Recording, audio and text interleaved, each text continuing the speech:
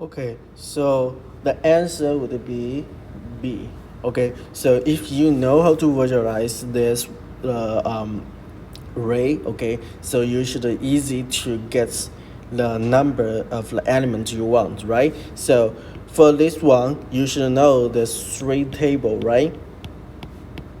Okay, each table has 15 row with 5 columns, right? So basically it's a table, so you just time them, okay, which you get 75 elements, right?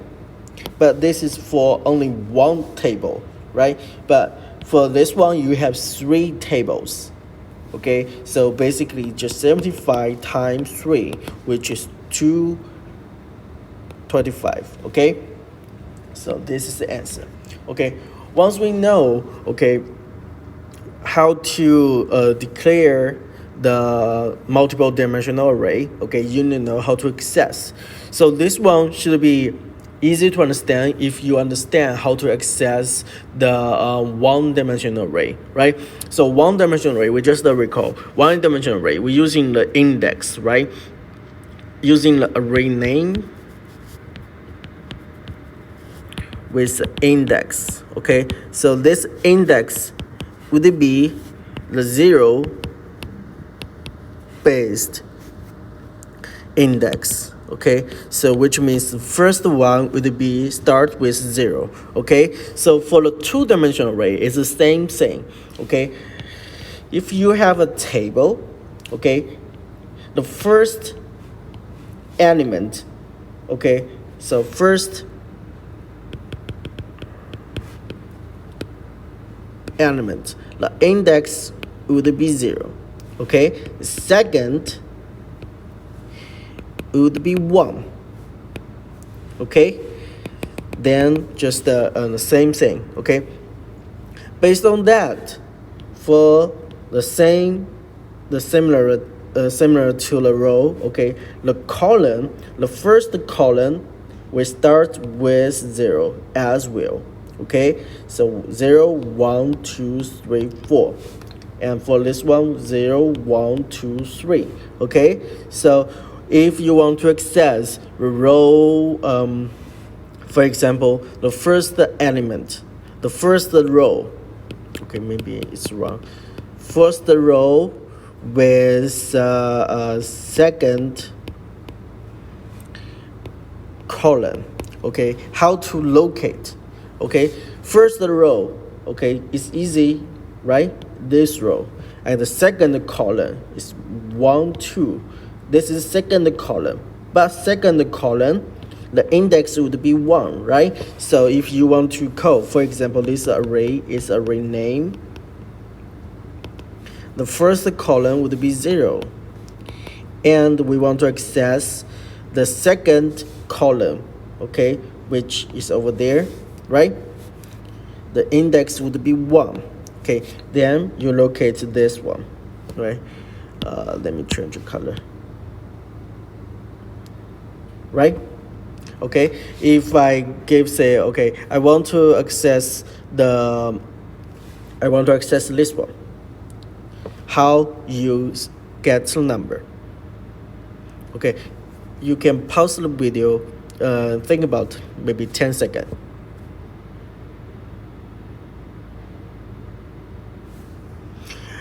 Okay, so this one would be easy. You, as long as you know different index based on the the elements, right? For this one, first you know which row this cell locate. It's 2, right? The index 2, and you would know the column would be the 2 index 2 as well. If you want to locate this cell, okay, you would do is array name with 2 row with 2 column, okay? So but this one, it doesn't mean like second row and second column, right? Because we we index them using the 0 base, right? So basically the 2 means the third row, right? At least 2, it means third row and third column, right? Then just get rid of them. Okay, let's see some example. Okay, in this example, we want to create 2-dimensional array to for different cell data. Okay, so this one you have how many columns? Think about how many rows and how many columns. Okay, so this is for 12 rows, right? With 3 columns. Okay, but index would be different, right? So for this one, the index would be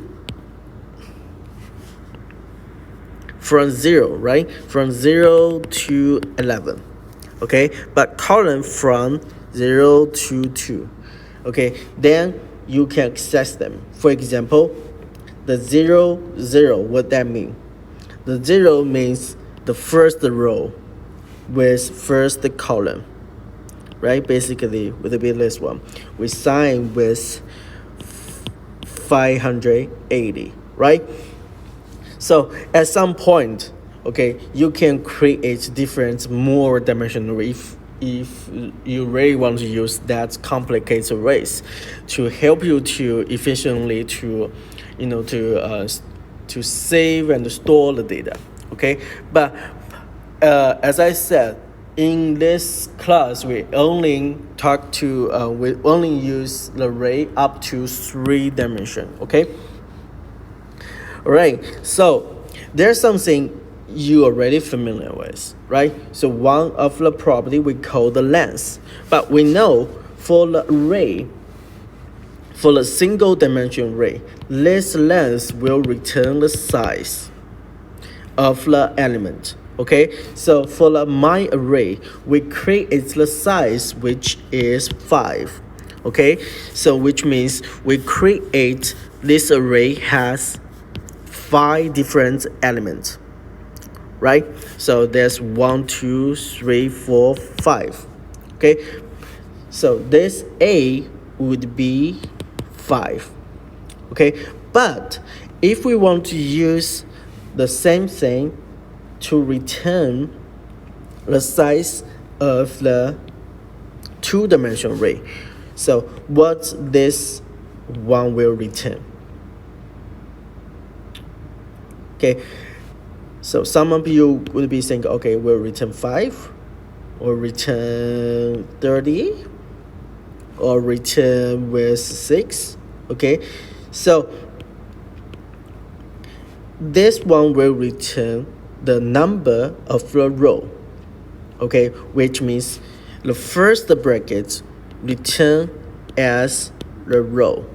Okay, so this will return 5. Okay, but if we put there, okay, array with the bracket 1 and dot length, what this one will return? Okay, so if you still recall, we do something we call is partial instantiate. Okay, we're using something we call the array. If we array 1 to give for example 8, what that for? Which is for second row has 8 elements, right? Because this is represents single dimensional array, right? Okay, so this you create 8, and this you save into the 8 into the second row. Okay, so this one should be the same. Okay, so this will means the second row of the my array. Okay, let me just erase out. So this represents the second row, okay, of this array. Then return the size of that row, which means the number of column. Okay, all right. So how many columns? What's the value for the B? Okay, if you know this one, we know we create a table which has 5 rows, 6 columns, right? 5 rows, 6 columns. 1, 2, 3, 4, 5. Okay, so if this index is 1, okay, 0, 1, we want to count how many columns in the second row, right? 1, 2, 3, 4, 5, 6. Okay, so this will return 6. Okay, so some of you probably will ask why, okay, why I should do this, why I couldn't just using 6, I couldn't just using 5. Okay, so I gave the example because sometimes we don't know, because we want to write some method. For example, this method take array as parameter. Okay, what that mean? If you still recall, several weeks ago we used in our home assignment, okay, home assignment 1, we using the parameter, okay. That parameter, because you don't know about like which parameter you will pass to this method, okay, which means what value of the parameter, you have no idea. You need to make sure this method can be worked for different kind of parameter you declare, right?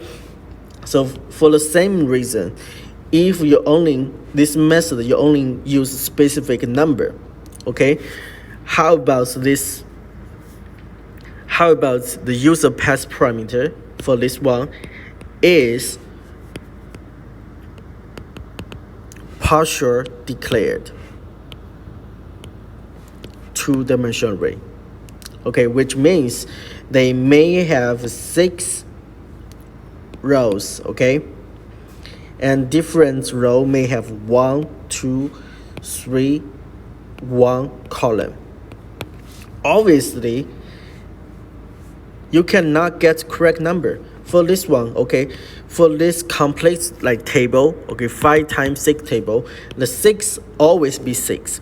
But for the partial table, okay, this one would be returned, okay. For first one is 1, second is 2, 3, 1. None of them will return as 6. So which means every time you need to back to the code and revise them based on the size you defined, right? It's very complicated and time consuming and not very reusable, right? So we're using this property to help you to access different type of the dimensional array, okay?